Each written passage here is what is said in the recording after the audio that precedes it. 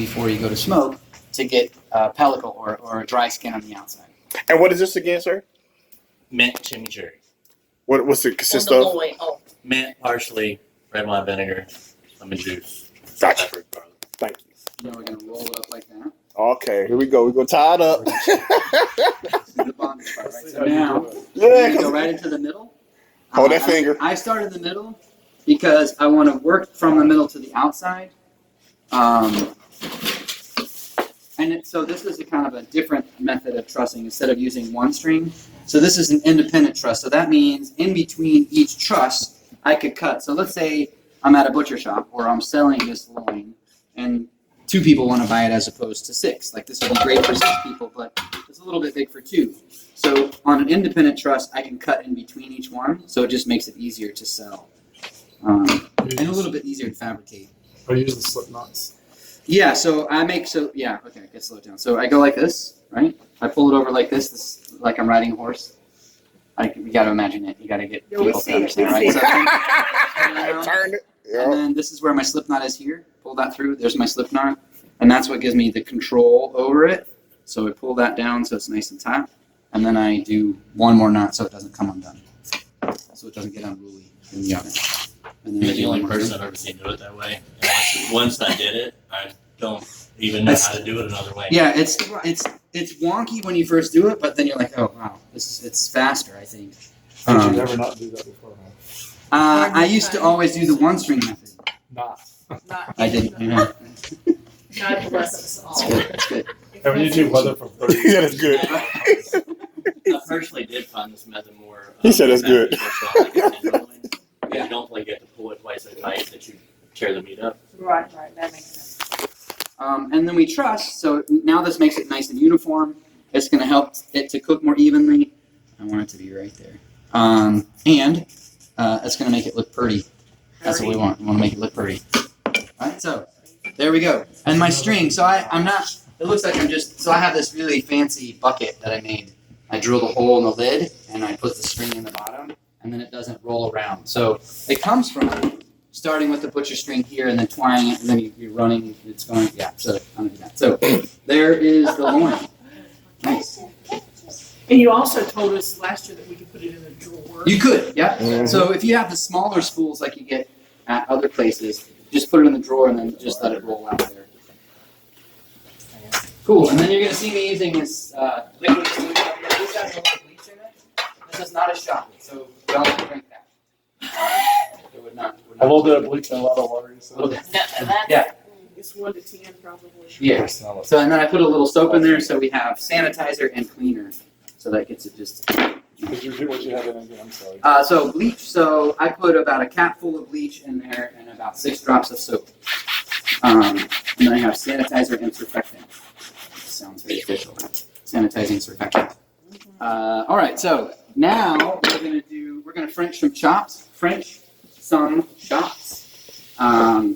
So Frenching the chops. What we're gonna do is we're gonna come in. First thing we're gonna do is remove the scapula.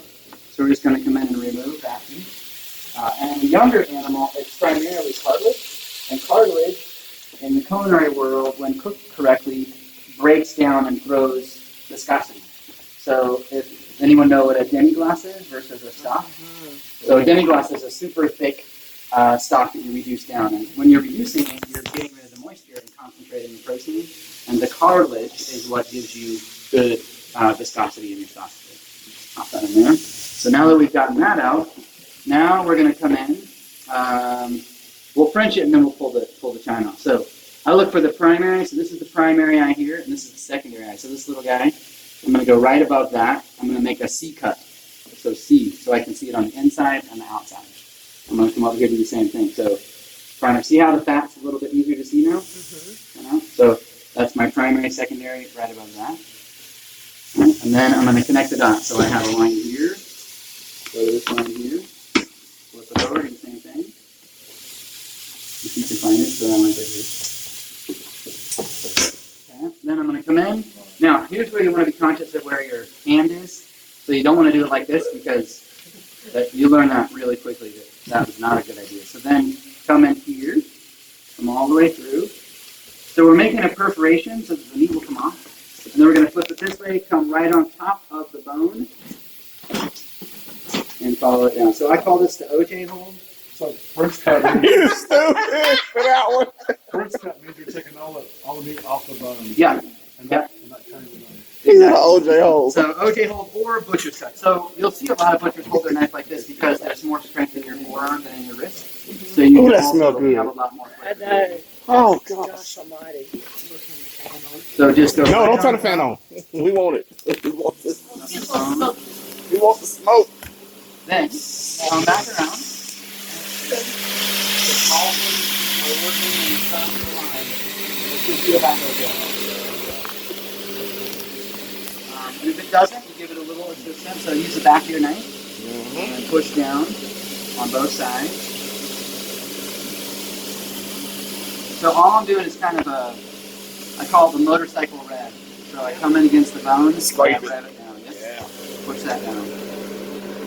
And then once you get it started, it should be, I say should because inevitably when you're doing a demo, that's when who hits the fan and everything you know goes a different way.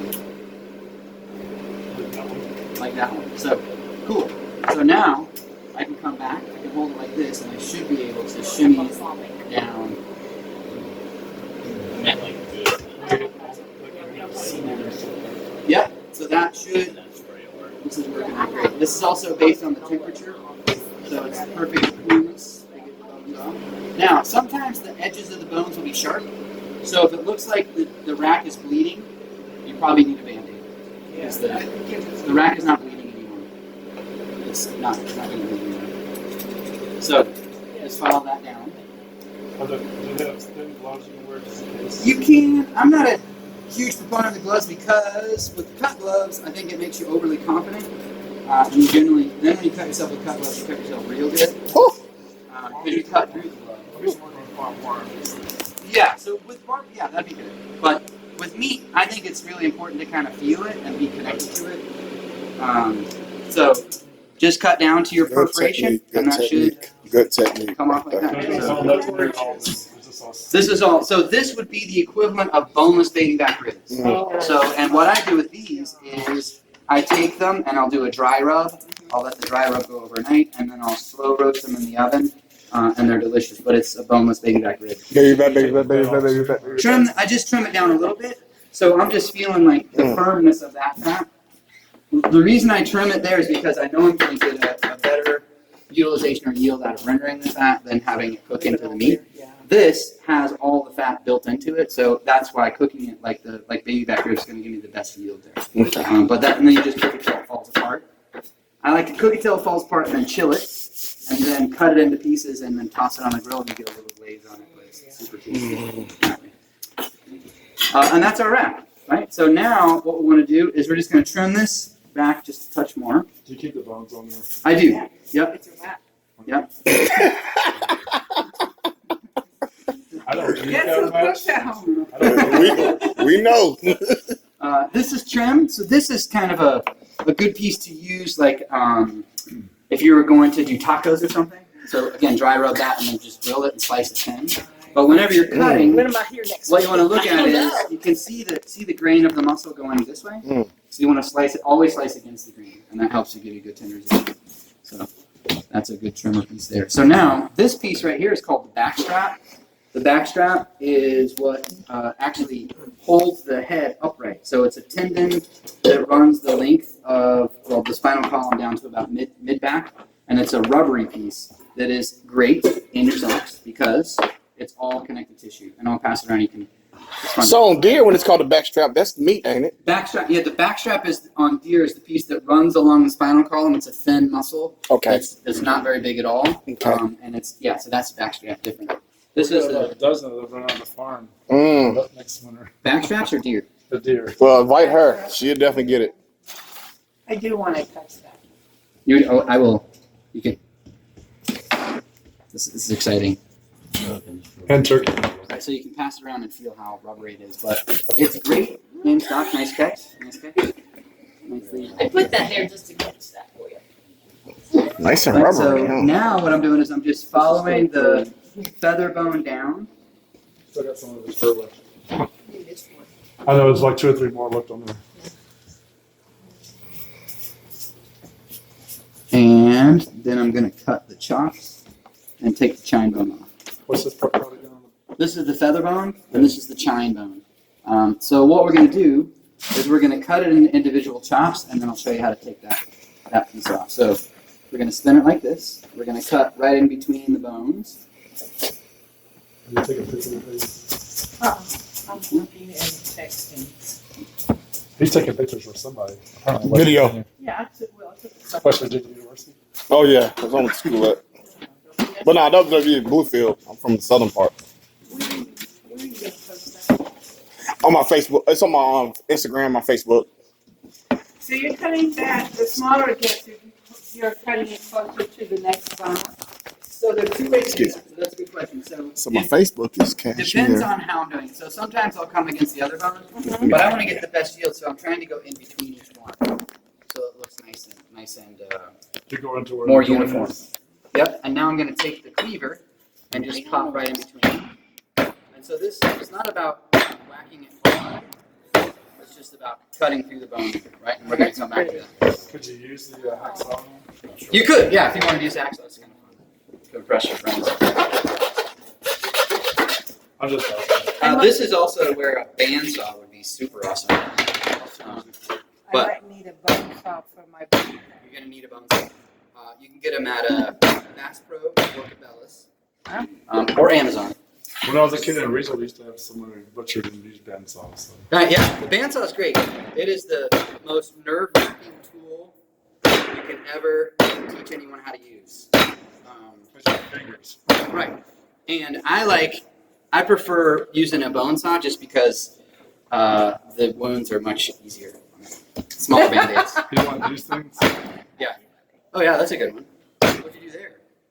Well, actually, I crushed the base of my mayonnaise jar when I was a teenager. So Oh, no bandsaw. I didn't. I crushed it. Usually the bandsaw is more of a, how you doing? It's the- Yeah, Yeah. the missing. Quite a neighbor like this. Should be cute. Missed a lot. Kept sticking his hand in the Thank you, filler. Instagram. The baler is also. Normally you just hit it and it just. Yeah. So now Chop, chop, we're going to chop, come chop. back and remove the chine bone. So now you're just going to come in here and follow that chine off. So now I left this one with 2 bones. It was like a little peace sign. And if I cut it in half, it'd be super annoyingly small. Okay. So Is this bone that's attached right there where you just cut it off? Is that? no. So what I did is I took this part out. And that's not bone attached to each other.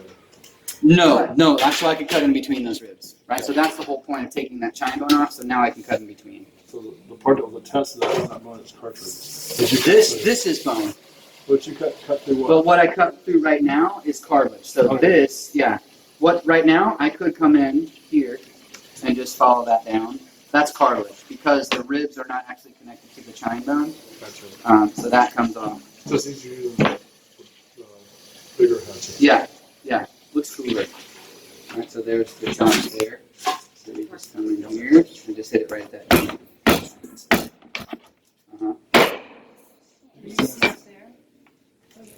And all these bones go into this. Here, you can see Kind of over like there. I can see movies over with there. me. I don't like movies. Yeah. You can see here, I can see over here. I get that. People go behind me all the time. If your mom.